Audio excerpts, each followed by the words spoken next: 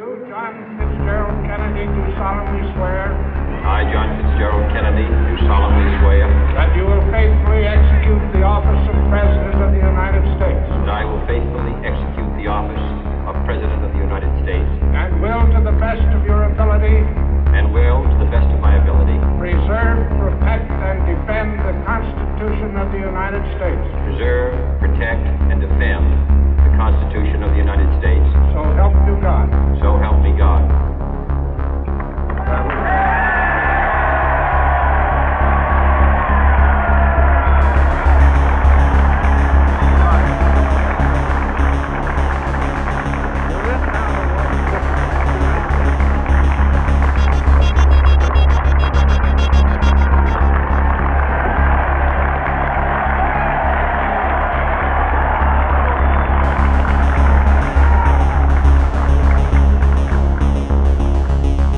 Vice President Johnson, Mr. Speaker, Mr. Chief Justice, President Eisenhower, Vice President Nixon, President Truman, Reverend clergy, fellow citizens.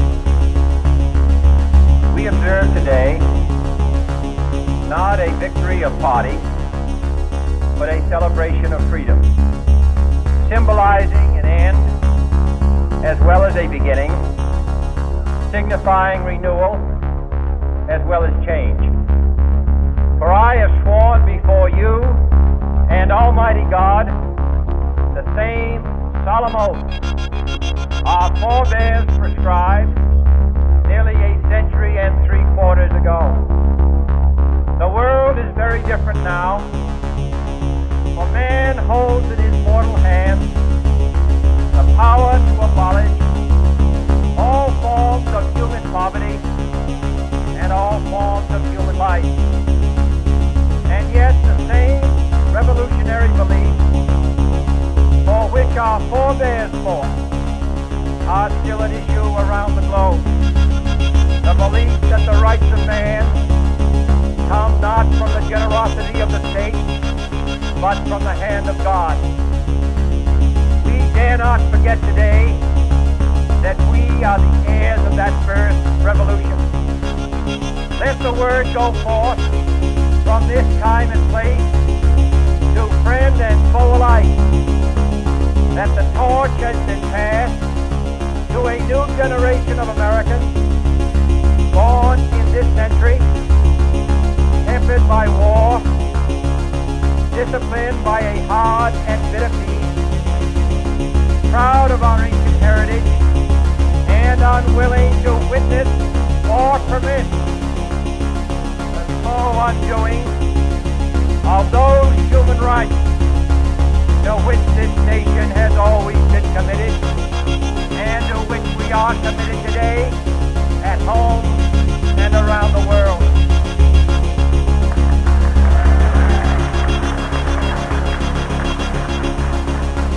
Let every nation know, whether it wishes us well or ill, that we shall pay any price, bear any burden, meet any hardship, support any friend, oppose any foe, to assure the survival and the success of liberty.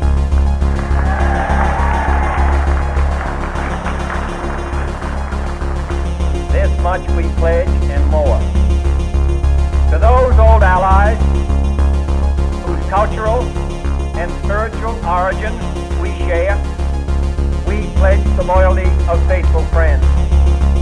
United, there is little we cannot do in a host of cooperative ventures. Divided, there is little we can do, for we dare not meet a powerful challenge at odds and split asunder. To those new states whom we welcome to the ranks of the free, we pledge our word that one form of colonial control shall not have passed away, merely to be replaced by a far more iron tyranny. We shall not always expect to find them supporting our view, but we shall always hope to find them strong strongly supporting their own freedom, and to remember that in the past, those who foolishly sought power by riding the back of the tiger ended up inside.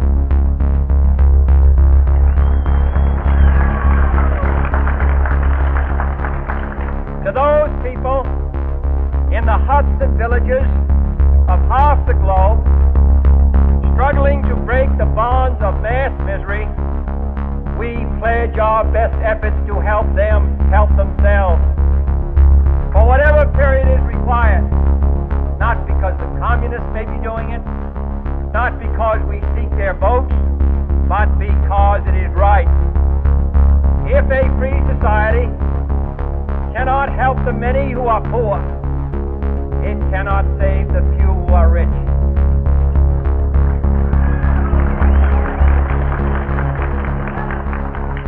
To our sister republics, south of our border, we offer a special pledge to convert our good words into good deeds, in a new alliance for progress, to assist free men and free governments in casting off the chains of poverty. But this peaceful revolution of hope cannot become the prey of hostile powers. Let all our neighbors know that we shall join with them to oppose aggression or subversion anywhere in the Americas. And let every other power know that this hemisphere intends to remain the master of its own house.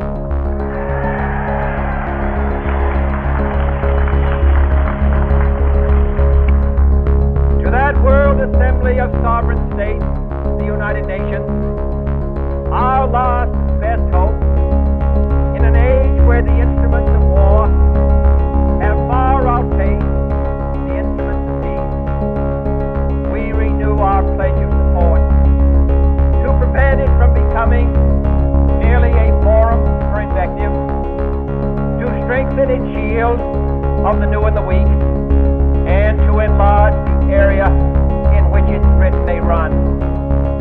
Finally, to those nations who would make themselves our adversary, we offer not a pledge, but a request that both sides begin anew the quest for peace. Before the dark powers of destruction, unleashed by science, engulf all humanity in planned or accidental self-destruction. We dare not tempt them with weakness, for only when our arms are sufficient beyond doubt can we be certain beyond doubt that they will never be employed. But neither can two great and powerful groups of nations take comfort from our present course, both sides overburdened by the cost of modern weapons, both rightly alarmed by the steady spread of the deadly atom, yet both racing to alter that uncertain balance of terror that stays the hand of mankind's final war. So let us begin anew, remembering on both sides that civility is not a sign of weakness, and sincerity is always subject to proof. Let us never negotiate out of fear, but let us never fear to negotiate.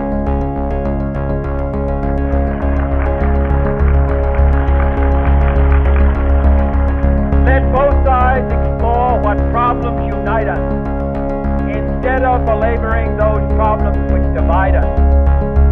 Let both sides, for the first time, formulate serious and precise proposals for the inspection and control of arms, and bring the absolute power to destroy other nations under the absolute control of all nations.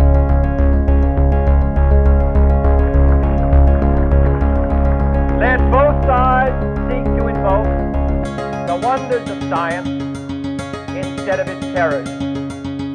Together let us explore the stars, conquer the desert, eradicate disease, tap the ocean depths, and encourage the arts and commerce.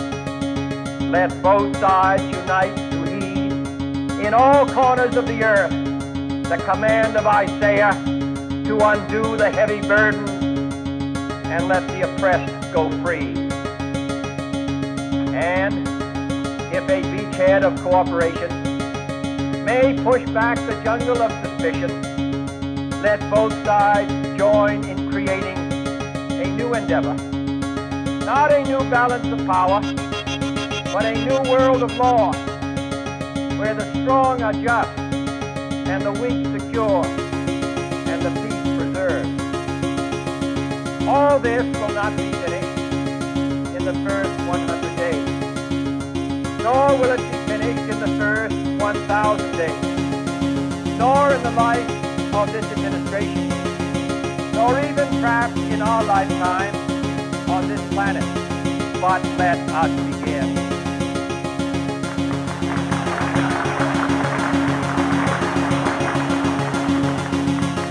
In your hands, my fellow citizens, more than mine, will rest the final successful failure of our cause. Since this country was founded, each generation of Americans has been summoned to give testimony to its national loyalty. The graves of young Americans who answered the call to service around the globe. Now the trumpet summons us again, not as a call to bear arms, though arms we need, not as a call to battle, though in battle we are, but a call to bear the burden of a long twilight struggle, year in and year out, rejoicing in hope, patient in tribulation, a struggle against